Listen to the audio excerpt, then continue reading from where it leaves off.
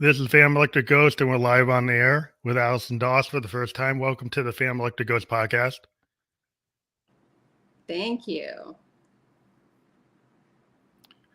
So I want to let you know, let the audience know that we are a featured podcast on the Newsly platform. You probably see that icon up there that says listen on Newsly. For the audience, if they use coupon code GHOST, they can get 1 month free premium subscription. That's an audio platform, and we are a featured podcast on that platform. So later tonight, you'll be able to listen to the audio only version of the podcast there, as well as other platforms. But I want to let people know that. And then the other thing that we want to let people know today is we're actually at episode 998 of the Fam Electric Ghost podcast, tracking out on Apple Podcast. So thank you. And we're getting close to episode 1000. And we're happy to be on that track. We have your TikTok here. Now that's not clickable at the moment, but when we're fully published, that URL will be clickable, so people will be able to go right to your TikTok, the real boss Doss, and that will be something they can do when we're published on all the platforms. And today we're going to talk about your topic of rock bottom to radiant and letting go like a boss. So again, thank you for being on the show tonight. And maybe you want to introduce the audience and kind of give your story, your backdrop, your whole your bio, however you want to tell your story at the beginning. Yeah, for sure. Thank you so much for having me. I appreciate the opportunity. So 7 years ago, I was homeless and I was living on the street. I was addicted to crack. I was prostituting, and I thought that was exactly where I belonged. It was just like the culmination and the tail end of an entire adulthood of recklessness and self-will and shame and guilt. I mean, it didn't start like that. It definitely didn't start like that. That was like, 25 years later. It all started when I was, 18 years old and living in Washington, D.C. I had left Louisiana, little farm girl with a population in a town of like 500 people. And I just could not be contained. I did not want my parents telling me what to do anymore. And I got the opportunity. I met a guy at spring break, and he was working at the OEOB and was like, hey, after spring break, you should come visit me. The poor kid had no idea that I was going home and packing all of my bags and never looking back to Louisiana. And when I got to DC, I was just amazed at the different cultures, the different looking people, the different accents. I had never seen or heard anything like it before. And within 2 weeks of moving to Washington, D.C., as I was, perusing the streets and, visiting the town that I'm now living in, the city, I was recruited by a man in a suit with a walkie-talkie to come in and meet the manager because I needed a job. And he called at me across the street and was like, Miss, come over here. Are you looking for a job? I'm like, yeah, I am, straight out of Louisiana. And he brought me into this place, and it was really dark. And as my eyes focused on what was going on, I saw this woman completely naked on the stage. And she looked like she had on a bikini, but it was just like really loud tan lines in the form of a bikini. Her nipples and her vagina were completely showing. And I was just like, I couldn't believe what I was seeing, but I was intrigued. It looked very glamorous to me. And she had money all over her leg and her garter belt, And so one of the waitresses came over, and they recruited me to be a waitress at a strip club. I was 17 years old, straight from the farm. After about 2 weeks of being a waitress, I did not want the strippers bossing me around and telling me to get them drinks. They looked like they were having a damn good time, and I wanted to be a part of it. So I started dancing. I mean, if you can call it dancing, And that's where my relationship with alcohol began. And with alcohol was massive amounts of cocaine. And every night we would get off work at 2 a.m. We would go out to the clubs. That's where my love of house music began. So from the age of 17 until about 20 in Washington, D.C., I was a complete train wreck. And the alcohol and the cocaine, all it really did was accentuate all of the anger that I carried around in my poor little body. And I was a crazy person. I would headbutt people, and any boyfriend I had, I would completely abuse. And if they didn't act the way that I wanted them to act, I'd whack them with whatever was in my hand. And somewhere in that time period, I met this girl, and her name is Kelly. And she came up to me one night, and I was so angry that the bartender wasn't giving me the attention that I wanted. And I was all coked up, and I needed a drink to calm down. And this girl comes up and starts twirling my hair around her fingers and goes, "Oh my gosh, you're so pretty." And I turned around, and my initial reaction was to headbutt her, because I'm just this angry, drunk, coked out fuckface. And she goes, "Would you like to take some E?" And I'd never taken ecstasy before. And this beautiful blonde, like ethereal looking girl dropped a tab of ecstasy on my tongue. This is like 1996. So that changed my angry cokehead tweak fest into like this new world of ecstasy and free love and fun love, and everyone loves each other. And she became my very best friend.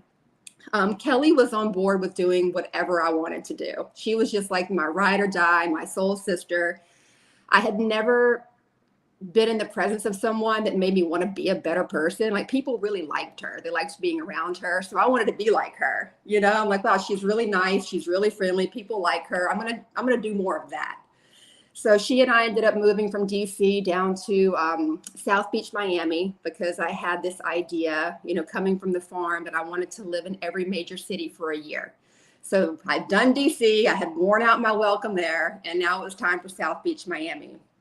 So we moved down to South Beach, Miami. This is like 1996, when South Beach was fucking fun. I had no idea. Like, I thought that everyone around us was exactly like us, just party time. We're all doing drugs. We're all going to the house music festivals. Like, this is what we're doing. So she and I lived in Miami for about a year. I ended up having a house party. There are house parties every single night.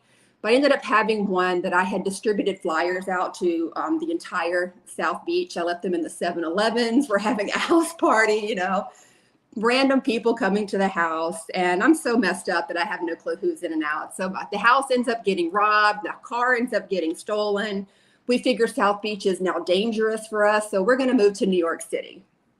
So we moved to New York City. And with that, like, living in the East Village in New York City in 1997 is something that I wish everyone could experience in their lifetime. Like, it was just this very freeing atmosphere. Nothing else mattered except the party. We partied our asses off. I thought the coolest chick in the world would know how to spin records. So I started spinning records. I got turntables at the apartment. Everyone's coming over. There's a plate of Coke, a plate of K, a pile of ecstasy, vodka all around, bong hits galore. And that's how we lived for like the next 3 years. And it was a fun party. I wouldn't have changed it for the world. And then, the typical, I say the typical because in my life, this is the typical. At 24 years old, I get pregnant by my drug dealer, because that's the best case scenario. But I continued to run, rampantly with my drug addiction. We were still stripping. I have this kid, I have the drug dealer dad. I have my best friend, she's using. We were crazy people. And I just figured that this was exactly how life was supposed to be, because everyone in my circle did the same thing. Along the way, there was a lot of abuse in that relationship, of course. And my son and he was a baby. We were living in Chinatown at the time of 9/11. It was just, everything was just total chaos in my life at that time. Yeah, it must have been hard at that point, because then the whole world changed. So did the party kind of change after 9/11? Did that party atmosphere go away? Yeah, the party atmosphere went away, but my drug use continued. My alcoholism and my drug use continued.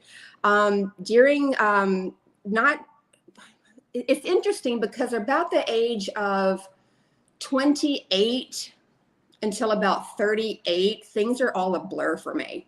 You Mm. know, like I can be reminded of things. I had another child during that time. I was in a 10-year relationship, but my alcoholism and drug addiction run my mind. It ran it, you know?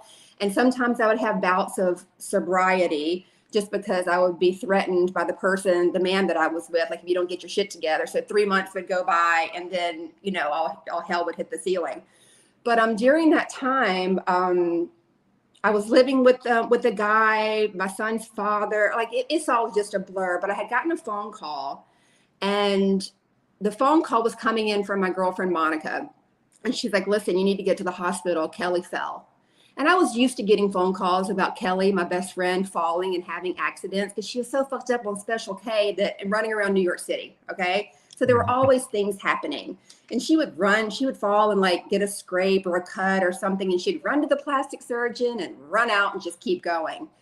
So I went to the hospital, and I was like, I was walking into the hospital room, and the doctor was walking out. And I said to the doctor, I'm like, did she mess up her fucking teeth? She just got $30,000 worth of veneers. She's going to be pissed. And he goes, we have bigger problems than that.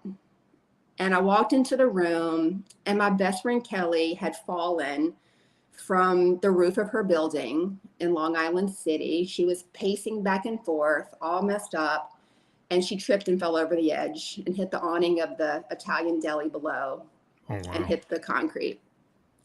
She only had a gag reflex. Her beautiful blonde hair was crusted up with dried blood. She had staples going across her whole forehead, and her body was swollen like, I don't know, 5 times its normal size. And the first thing I did was get out my phone and turn on her favorite house song, her house music, and put it on her belly and grabbed her hand and started dancing. And the nurse runs in, and she's like, "What are you doing? Stop. You can't have her brain waves can't take that. She'll seize." I'm like, "But she loves this song." Just the crazy place I was in, you know? And I stayed with her in the hospital with her mom for a couple of weeks. And they ended up pulling the plug on her because she wasn't going to make it back. But she and I were both adamant organ donors. And so her viable organs were able to save the lives of 11 people. So that was an incredible gift that she was able to give. But during that time of like things being a party, although we weren't physically attending parties, the drugs still kept me in a party state. Around that time, someone introduced me to crack, and that's a whole nother world. The first time I smoked crack, I felt exactly what I've always been looking for. I was completely numbed out. I was drooling. My ears were ringing. And all I could think of was, I want more. Everything Mm. else fell away. And from that time, when that first started, I was on a mission to feel that way again. That was when I was living in New York. She had passed away. I had 2 kids at this point. Both of them during that time had gone to live with either of their fathers. I was by myself. I didn't realize how in pain I was because I was so altered all of the time. And I ended up, my oldest son's grandparents had retired down to Florida. So I was kind of doing the shuffle. When things got really hairy for me in New York, I'd come down to Florida and relax at their house. I'd get a little strength and I'd go back. Well, the time came where I stayed in Florida. And a couple of years after that, I found myself completely homeless living in this area called Riviera Beach in Florida, which is just this really dark and hopeless hood. And I was prostituting and living on the street just every few days when I knew my body needed to like lay down. I would find an abandoned house, someplace I could just get into and pass out. And I would wake up and my clothes would be gone. I had no idea who had been in the room with me. And this went on for like 6 months to a year when things just got really bad. And someone approached me and said, "Hey, listen, I know you're looking for a safe place to sleep at night. I have this friend, his name is Hollywood, and he lets girls like you stay at his house." It was a trap house, you know? Mm. So I went to the trap house and I was there for a couple of days. And on like the second day, I hear this girl coming through the house going, where the fuck that bitch? I'm gonna kill that fucking hoe. What the fuck's going, you know? And I'm like, I'm the only fucking bitch or hoe that's here. She must be talking about me. You know, so I come out of the room. I've got a lighter in my hand because I was smoking my pipe. I put it on the bed. I come out of the room and there's this little thing like charging at me. She's so tiny and I know her from the street and we've never had any beef, but she's charging at me, yelling at me, get the fuck out my house, get the fuck out my house. I look over and I saw a can of Raid sitting on top of a TV and I grab the Raid and I stick it up with the lighter. Like, if she's coming, I'm burning. And the closer she got to me, I couldn't do it. I couldn't burn her face. And like in that exact moment, I realized that like I did not have what it took to be the head bitch in charge of the trap house. I didn't have what it takes, but that girl did. You know, she jumped me and she cut my face. I have a scar right here on my face. She cut my face with a broken crack pipe.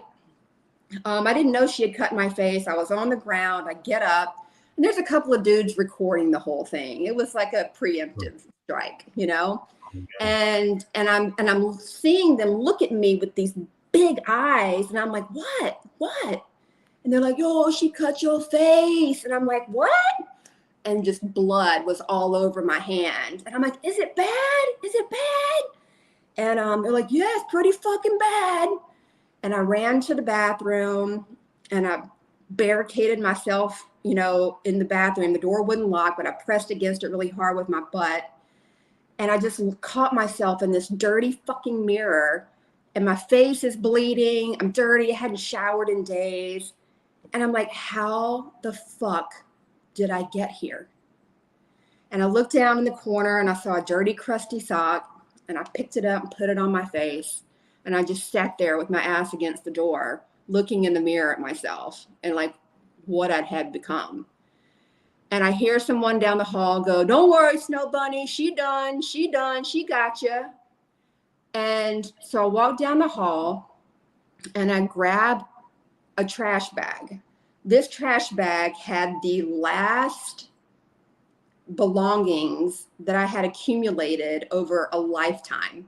It was a couple of pairs of dirty shorts, a sock, a t-shirt. I mean, it was, and I threw it over my shoulder like fucking poor ass Santa. And I walked to the nearest hospital. I was about 10 blocks from the nearest hospital. And this was July 4th, 7 years ago at noon in Florida. It was hot. And I got to the hospital and, you know, they're trying to glue my face shut and that's not working because I'm like, and it's popping open. So they start to sew it shut and a policeman comes in the room and he's like, what happened? And I said, I fell. And in that moment, I realized I wasn't done yet. I wasn't ready to get sober. I just wanted to get this over with and get back out to the street and get what I needed to get to make myself feel better. I wasn't going to rat the girl out because returning to the street after you rat someone out, you're dead. You know, yeah. I wasn't in a position to do that. So they sewed my face up. I went back out to the street and I'd always kind of put myself on a pedestal because as a prostitute, I wouldn't have sex. So I'm better than the other ones, you know? But when you have, you know, 9 stitches from here all the way down to the lip, my moneymaker was no longer in service. And the joke on the street became, who's going to pop Snow Bunny's next stitch? This was the world I was living in. After a couple of days of living in complete fear that I'd never experienced before, my whole life I'd been so arrogant that nothing really bad could ever happen to me. Although everything bad had happened to me, this was the kicker for me. I felt like a sitting duck. I felt vulnerable. And it crossed my mind that I might die out here because I had been physically harmed, you know? And as the stitches were popping, I'm reaching out to people that I had, you know, known that like, just people that like care about me, you know? And I was given an opportunity to go to treatment. And I went to treatment. I didn't want to, but I thought I might die out there. It was my only other place to get somewhere safe, you know? So I went to treatment and I was going to try to be sober, but I didn't know how to do anything other than like make money with my body and smoke crack and drink and play cards. You know what I mean? Like, and so I went to treatment and I devoted to living in a halfway house for a year because I knew that I didn't know how to live with integrity. I knew that I didn't know how to do anything that was of value. And I knew I didn't know how to be sober and not drink. So my theory was if I just follow other women around that are doing this thing, then it'll rub off on me. Mm. Well, 2 months into living in the halfway, I met this guy. And immediately this guy gave me feelings of like the feelings I would get when I was waiting for the dealer to show up with my drug of choice. It was like titillating, exhilarating, exciting. And instead of focusing on my sobriety during my time in the halfway house, I began to focus on him. He was 10 years younger than me. He triggered something in me that was like a competition mode. I've always been like, if someone doesn't give me the attention, I'm going to get it, you know? Okay. And I knew that I could manipulate this with my sexual prowess. So that's exactly what I did. I kept showing up for the guy. I kept doing these outside the box sexual things that made him enamored with me. And we ended up staying together. I spent the year in the halfway house. The moment I moved out, we moved in together. I'm not working in an Alcoholic Anonymous program. I'm not doing anything for my spiritual condition. I am addicted to this guy and we are toxic. But because I'm not drinking, I think I'm all good. I think I'm healthy now and I'm willing to compromise and I'm willing to show up for this guy. And I had fooled myself that was what was happening.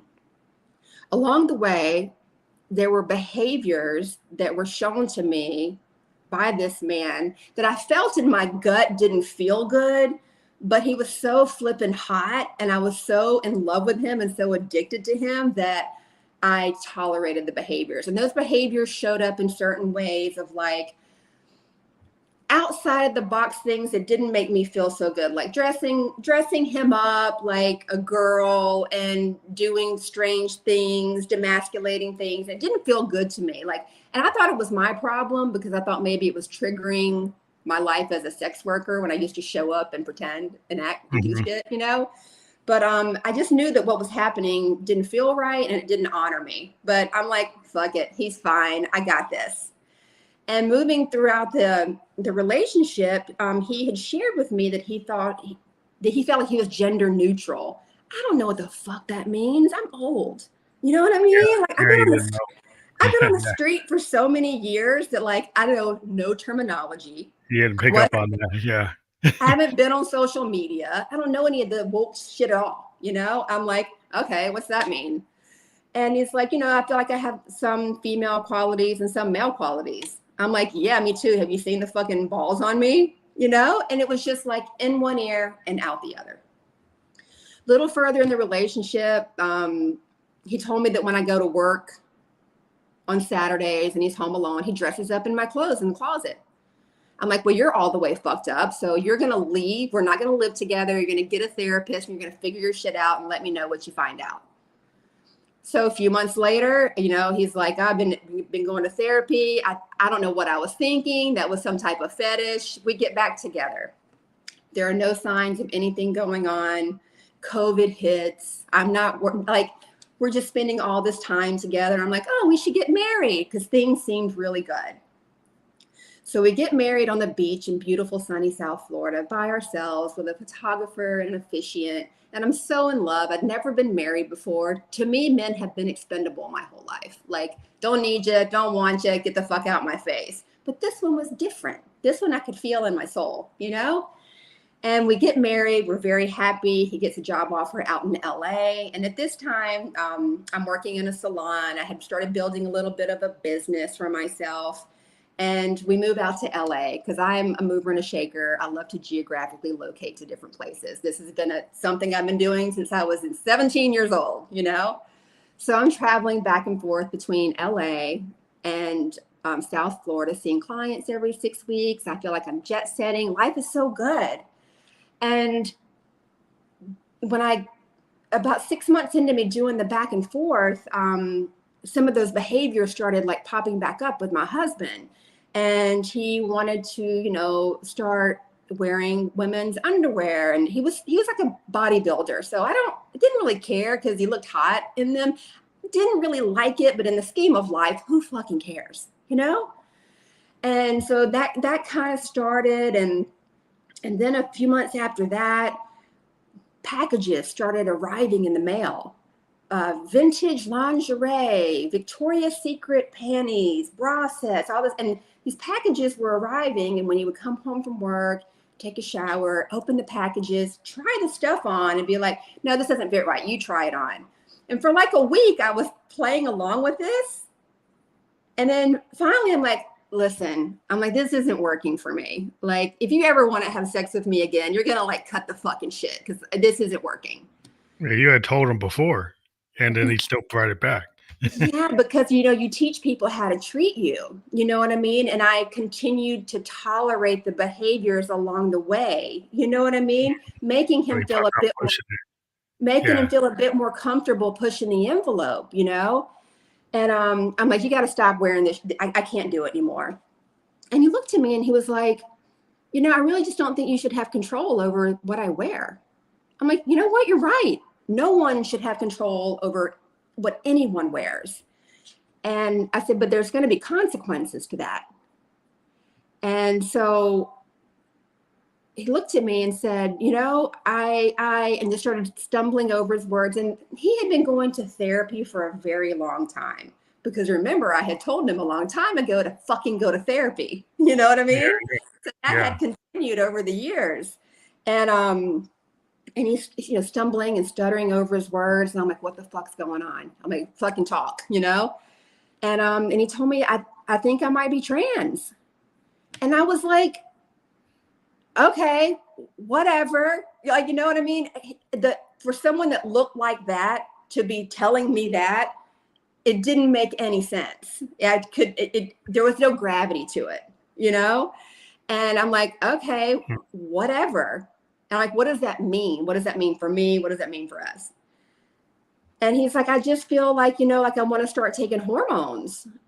And even that didn't mean anything to me because as a bodybuilder, you take hormones, you take all kinds of stuff. You're always putting a needle in your ass for your muscles. So I was used to seeing things like that too. That wasn't too far out. And I'm like, well, what's that going to do? And he's like, it'll soften my facial features. I'm like, whatever. Because he's like Buzz Lightyear, square ass jaw. Who cares? And he was just like, and give me breasts. And in that particular moment was the one thing that I could not say, okay, whatever. I felt my whole entire soul crack and crumble and hit the fucking floor and turn to dust. I was gutted because I could no longer live in the fantasy that this isn't happening because that physical alteration changed everything. Just the visualization of it. Yeah, I guess he was telling you, but until you saw that he wanted breasts, that you didn't really connect the dots that that's where he was going, and you were missing maybe the signals that that's where he's going. But that I was missing the signals in my head, but my body was telling me the whole time. My body was telling me, I could feel it. Something's wrong. Something's off. This doesn't honor you. This doesn't feel good. But I was just so used to just bossing my fucking reality around that I didn't take heed to that. I wasn't used to listening to my body. I had been in an altered state of mind my entire existence, So I wasn't used to that. So I did what any person I think would do in that situation. I just wanted it to go away and I would stop at nothing to make it stop. I shamed my husband, called him names, yelled at him, said the most horrible forked tongue, slimy things you could possibly say to a person. And I thought I could shame it away. Like, if I make you feel like shit about this, then you're going to do what I need you to do. You wanted to control. Yeah, you wanted to control. Like you said, you had been controlling guys before they were, or being able to, I exercise like that kind of level of mhm. what you want. You try to I force it. even thought I even thought I could suck his dick so hard I could suck it out of him. Mm, I was trying to manipulate with sex also. And when that wasn't working, when this like the next couple of weeks, this was still on the rise. It's like a moving train that wasn't stopping. Um, I'm like, okay, I'm leaving. I'm leaving LA. I'm going back to Florida. I'm packing my shit because I just knew that motherfucker would follow me back to Florida. And then so I come back to Florida.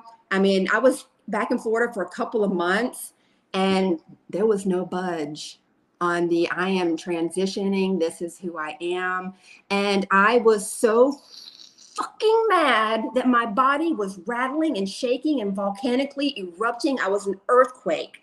I couldn't work. I couldn't talk. I couldn't sleep. I couldn't do shit. I was so angry that something was more important to my husband than me. So what does but the any therapy good actually, yeah, it seemed like the therapy he actually took to heart and really discovered his truth, and that truth wasn't fitting your relationship anymore. and what does any crackhead worth her weight in crack do when something doesn't go her fucking way? We smoke crack. So I relapsed really, really hard. And this was just 2.5 years ago. I was pulling on my crack pipe and blowing clouds into the FaceTime camera, blaming that motherfucker for my relapse. And my usual codependent partner said back to me, I do not take responsibility for your relapse. I was floored because we always took responsibility for each other and everything. We were so intermeshed and so codependent. I couldn't believe that there was nothing I could do. The relapse wasn't going to make it stop. Manipulation, shaming, leaving, everything I've always done to get my way was Mhm. motherfucking not working. I couldn't believe it. And here I am relapsing, destroying the life that I had created because my partner has come to their truth to be their authentic self. I guess it's time for you to have your, that kind of, when you go through the crucible moment, like a crucible moment happened for him, and he discovered who his true self was, Yes. and then So that you hadn't yet found that yet. I was making it all about trying to control it away and make my expectations be met. It was more important for me to control that because I mean, my last name is Doss, but I have Boss Doss on my knuckles, for God's sake. I am not used to not fucking pulling the freaking puppet strings. And Yeah, it yeah. wasn't working for the first time in my life. All of my methods. And I had no choice but to surrender. I had to surrender to the fact that this is a moving train and either I can get on board or get the fuck out. So when I ended up going back to live in a halfway house for a few months to get my footing back into the real world of sobriety. And during that time, um, I was mourning the loss of my husband, but I didn't want to mourn the loss of my husband. I thought to myself, how ridiculous that two people that love each other can't be together because one of them is transitioning into a female. I thought that something was wrong with me, that my ill acceptance of I couldn't do it. So something's wrong with me. I'm defective. I'm not evolved. I'm not spiritual because I can't see past the transition to the soul of my husband. There's must be something defective in the fabric of my cloth that is causing my body to reject what's happening. So I went on a healing journey to cure that because I just wanted to be with that person because I missed that person so badly. I Mm. tried every modality possible. I did the inner child workshops and I did psychotherapy and I did trauma therapy and I did hypnotherapy. I did all the fucking shit I could do to heal that gurgling going on inside that was rejecting and detesting what was happening with my husband. None of that worked. None of it worked. I had to come to the realization that letting go of my husband as her was the only thing that was going to relieve me of what I was feeling.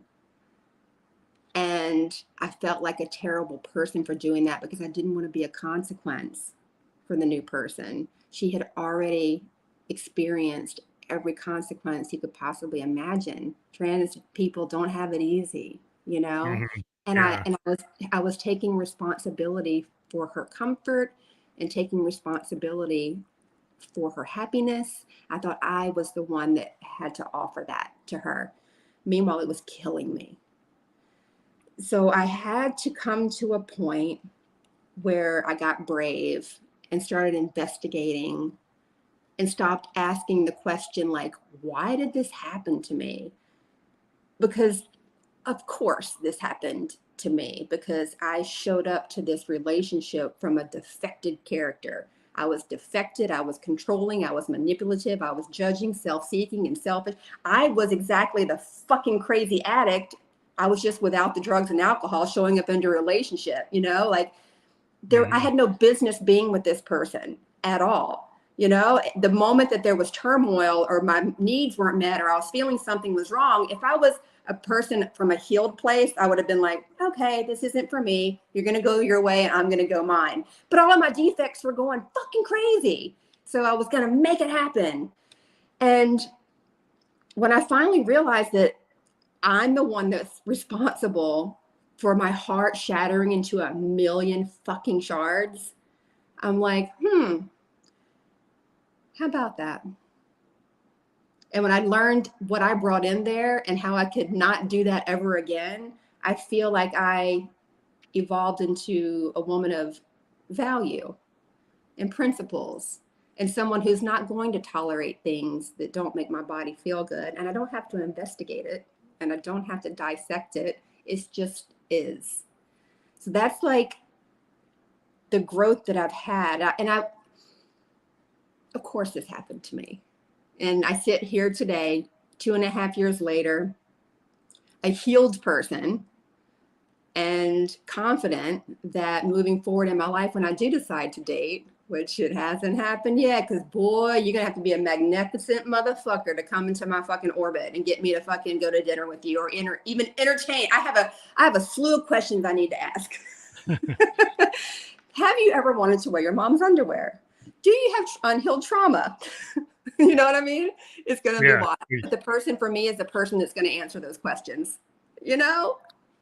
Well, you have to know, like, when you get into, people wear masks, a lot of Yeah. times, and they even, delude themselves. Like you wear a mask until you find out who your authentic self is, right? A lot of times people are showing up because they want to, they're comparing themselves to other people because they have these limiting beliefs. It's like a lot of times, it starts with all that because you don't feel that you're good enough. And so then you follow down that road until you realize that life is pain, life is fear. Until you are willing to kind of deal with it and not numb it and actually learn from it, that's like the hard lesson that a lot of people have a hard time ever really figuring out. You know, a lot of people, try when I tell them the story and even along the way, my clients and friends and family and stuff like that, they're like, oh, he betrayed you. Like, I really don't feel like there was a betrayal at all. I really feel like my husband showed up the best way he knew how. I really think that like there was an organic transformation and evolution that happened with like Yeah.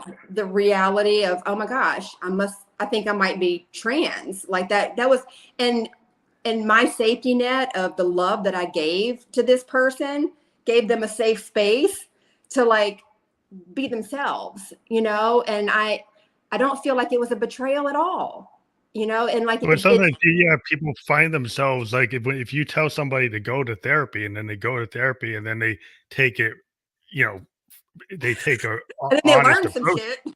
Yeah, they actually keep on doing it. They'll find out that who you first on the first encounter with that person. If they hadn't really been dealing with it, it's not that they betrayed you; they didn't even know it until they actually start to uncover it. And it was uncovering at the same time in a parallel state. So I can hear from what your story is. It wasn't betrayal. It's like that was like a discovery that was happening parallel to your situation where there's kind of codependency and you know because you didn't realize they were coming at you with that truth. and you were trying to like, well, that's not the truth.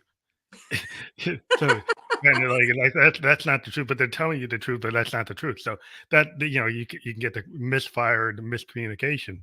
I have this little mantra that pops up on my phone home screen at noon every single day. And it says, when people show you who they are, believe them. Yeah.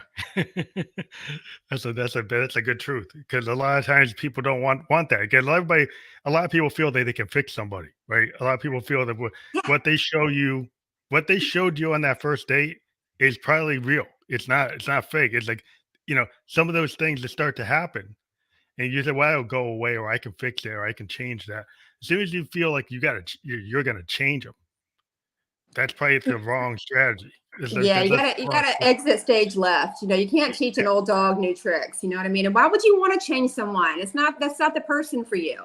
If your plight is to change someone, no one is your task. You know what I mean? Like that's yeah. just not how it works. Like the biggest thing that's happened for me is forgiving myself for not being able to be with the transitioned person.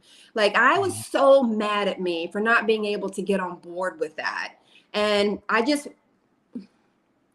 it's still sad that two people that love each other so much can't be together, but it's just not my nature to Yeah, be. you have to know who you are. Like, if you can't do it, then trying to force yourself to do it is never gonna work because it's never gonna be real.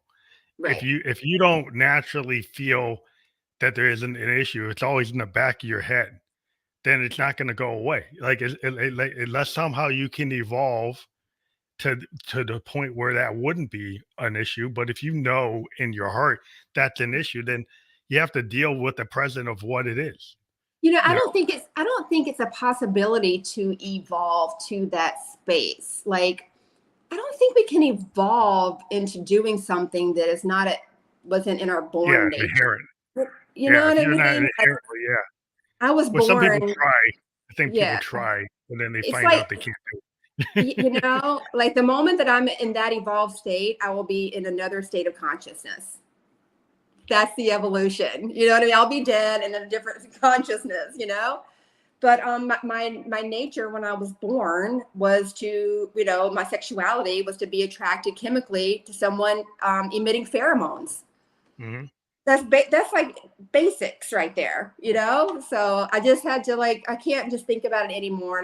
And I've tried to have a friendship, um, but our conversations, they don't go well. And then for me, it's like I'm mourning the loss of someone that I can pick up the phone and call and hear their voice, which is a real mind fuck. Mhm. Um, but when we talk on the phone, I'm always left with the feeling of inadequacy because I'm unable to validate this person as a woman because my experience with this person is a husband and a man, and all she wants is my validation, and I'm unable to do that because this just hasn't been my experience. And so there's always like static at the end of our relationships because it always comes back to that.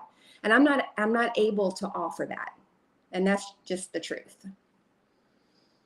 Yeah, I mean, you have to know where you're at, if to try to push through something that doesn't feel like you, right? If that's not who you are, then that's not who you are. So a lot of times, sometimes in situations like you can't be with certain people. So certain Right. people, it doesn't work. And you can see it like with our parents and grandparents, sometimes they stayed together 30, 40 years and it really didn't work, right? But they try to force it to work and then there's all this dysfunction. Right. And there's like, and then people started to realize like, I don't have to be there because of the obligation. If it Correct. doesn't work, it doesn't work. Right. But there was a whole generation that they kind of forced dysfunction and then everybody felt that, well, that's the way it should be, right? Yeah. And then they realized that no, it doesn't have to be that way. That you don't have to live in codependency or dysfunction if it doesn't feel right. You don't have to just do it because of obligation or because of some kind of rules. Like you have a right to be happy. You have a right to be your authentic self. And some Yes. people don't feel they do, and so Right. they feel obligated to like try to save somebody, or somebody's going to save you. Yeah. Like, there's the only person that can save you is yourself. Usually, you like you have to start with like loving yourself, with this old story. But like if you don't, your foundation is going to be hard to deal with, right? If you're already broken, how you gonna come to somebody and be in a state to actually go positive? Well, we If saw you're how that worked. It didn't work. Yeah, That's yeah, exactly. it won't work. You have to kind of get to that point where their your authentic self and your vulnerability is all there, and you feel good about it, right? You feel good with that person. You don't feel like that person is hurting you or you're hurting them. That you don't have the codependency. That you have something that is solid, which You it know, doesn't always happen. There's a lot of I'm people that have relationships and it never happens the way that you dude, want it. the gift that I have been given, like to be able to choose me and my wants and my needs, just like, my ex-partner was able to do for herself, like how brave, like because she was so brave for the first time in my life, I know what it feels like to choose me. And like I believe that like that was like the biggest lesson in everything was allowing my needs to feel valid. And that was that feeling in my body. I wasn't honoring what I needed, what was Mhm. really for me. And now I can really just sit in peace. So much peace. I have girlfriends all around me that are attached to this toxic guy and this toxic guy, and they are not at peace at all, And I'm like, I just want to wave a magic wand and give you what I have now. I'm just peaceful, and I sit and just quiet, and I don't feel the need to be validated by anyone or anything. And I love that. You don't have to numb yourself anymore, because a lot of times what happens is, like from your story, you got into situations where numbing was the addiction, because you couldn't deal with like the reality of the pain, Right. My right? solution, my solution has always been alcohol and drugs to numb, to take me out of myself, to deal with the life that I had created around me. But today I am very God dependent. I completely trust that God's got my back and that life is for me. This situation with my ex-partner, I had been focused so much on her transformation and her transition that I didn't realize at the time, which I do now, that it was all about my transition and my transformation. Mhm. I'm so grateful that it happened the way that it did, because I never would have been able to sit in the space that I sit now. I would still be running amok on my self-will and trying to control everybody. And you know what I mean? Like I couldn't survive that way. I definitely would have smoked crack again. Well, it's hard to control, other people. Well, when you seek to control other people, it's probably because you're out of control. A lot of times it's like people who do that are tend to be kind of out of the control themselves, and they don't fully realize that. And so, that's my experience, but that's maybe not everybody's. But what it seems is like you found your truth, and now you've gotten to this point where now you're in that peace. It's like kind of this Eastern philosophy of, when you're in the Eastern philosophies, there's a lot of time for quiet, because there's a lot of noise. As a musician, where there's all these things that kind of come to our head. But what we find is, as creative people, like if you give yourself quiet space, if you disconnect from all the noise, then the like muse and all the universe and stuff, it comes to us as Yeah. artists. When you find that peace, and that peace, for people who aren't creative, it's like it's meditation and breathing and trying to get to that serenity. And a lot of times there's so much noise, even noise in your head, you got to find a way to quiet it so you can actually heal. Yeah, I mean, I know for me, if I was focused on someone else's shit and trying to control it, that means I wasn't focused on my shit. And who wanted to do that? I was so full of shame and guilt for the life that I had created with my children. Like I didn't live with them, nor did I see them for like 6 years. And so if I couldn't focus on somebody else's shit, that means I had to look at me, and that wasn't going to happen. Mhm. But I'm so grateful to say that now my oldest son, he's 22, he now lives with me. My 16-year-old son, I see him all of the time. We have amazing relationships. I've had the beautiful opportunity of making amends to them and will always continue to make amends to them, as well as a lot of the people that I affected during my addiction. I'm Well, just you reconnect with the people who love you, and a lot of times there's a lot of love, but sometimes we're not willing to accept love. Like you can be in that state where you don't accept it because well, I you never don't thought I feel was yeah, you I, don't feel you I deserve never thought I was lovable. I mean, it. I never Mm. thought I was lovable. I grew up in a home where my dad was massively aggressive, and I just kind of thought that my position in the family was to kind of be like the whipping horse. So I didn't grow up thinking that I was lovable. I just thought I was bad and I was mean. And they literally called me the littlest and the meanest in my family growing up. So if I don't feel like I'm lovable or likable, I'm not even capable of likable or lovable you. You know what I mean? Like, so for me to reconnect with the people who really loved me along the way, I don't understand how my exes can still even tolerate me, but they do. I made amends to my 16-year-old father just Sunday night, and he was just like, Allison, I always knew that the world would change when you decided to use your powers for good and not evil. Well, yeah, like there's always a state like where your own evolution, right? To in a lot of human revolution or evolution is to actually start to love yourself. That's Yeah. usually the mindset. Like you talk to life coaches and therapists, like is that point where you actually say, yeah, I deserve love. I deserve my own self love, and then you'll just find that the people that love you, they always loved you, Yeah. and though maybe you didn't feel that you were deserving of that love, and then when you realize that that was a lie, there was like a limitation, that was a limiting Right. belief. Yeah. And we have to. You never know when somebody's going to reach the point where they realize that. I mean, Everybody finds it.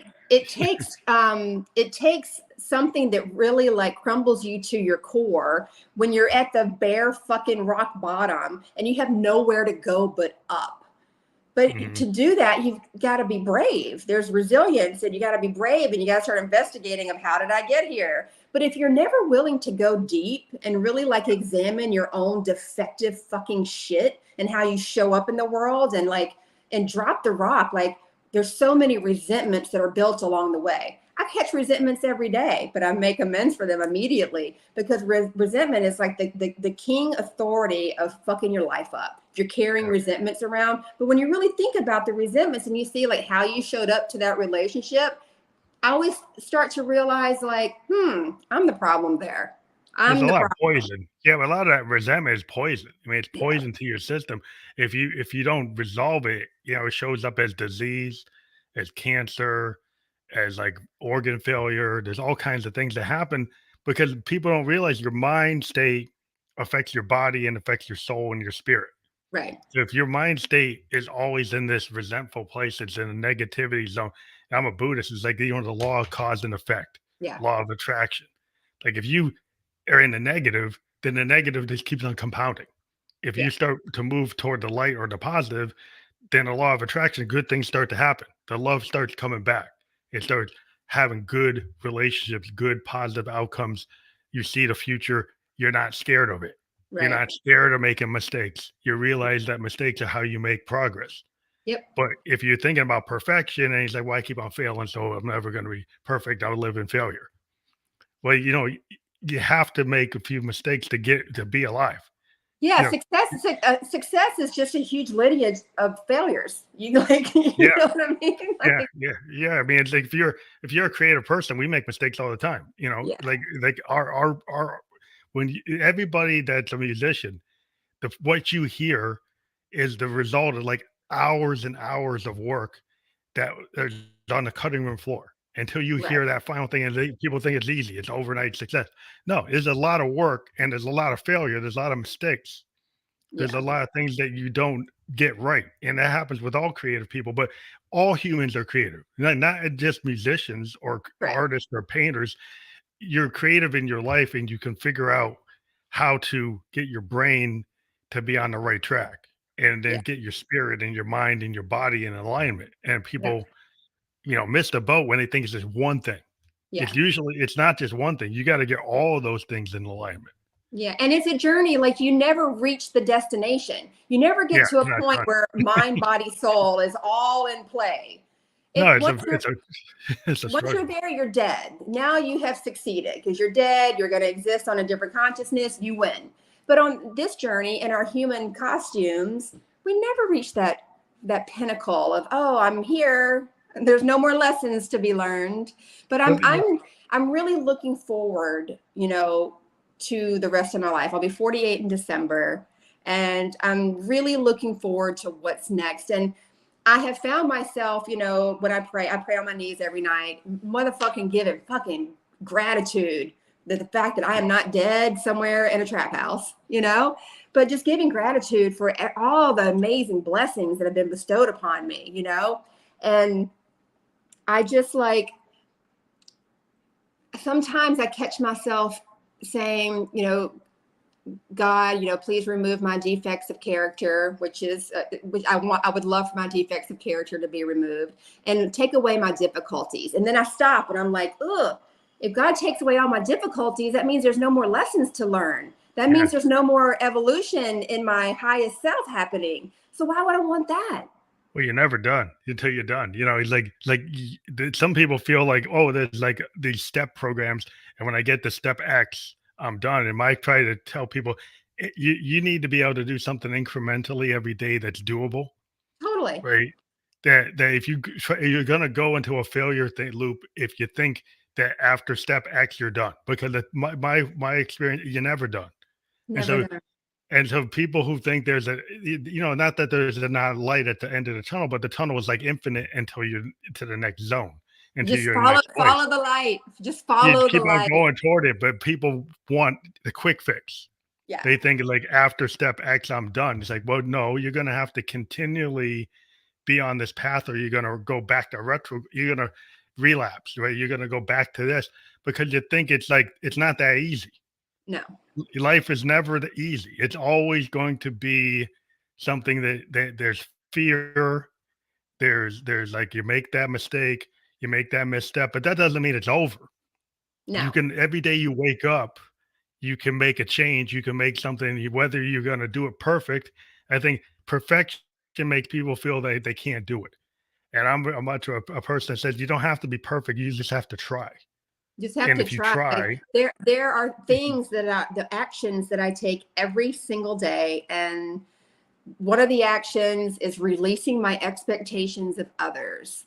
Like that is so huge when you can release yourself from thinking and feeling that people should do things or are going to do and behave ways that you think that they should. You're always let down with mhm, that. That is something that I'm yeah, it's actively never going always to doing. work.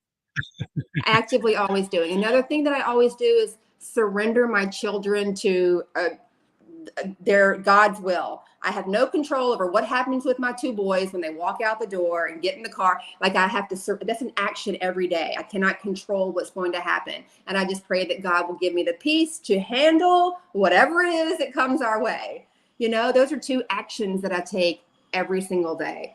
Like surrendering the expectations, I have to do that I'm talking lots during the day, because I always Mhm. want to mind read, like I know what the outcome of something is going to be, whether it's a conversation or an event or like whatever it is. I act like I know what the outcome is going to be when I have no idea.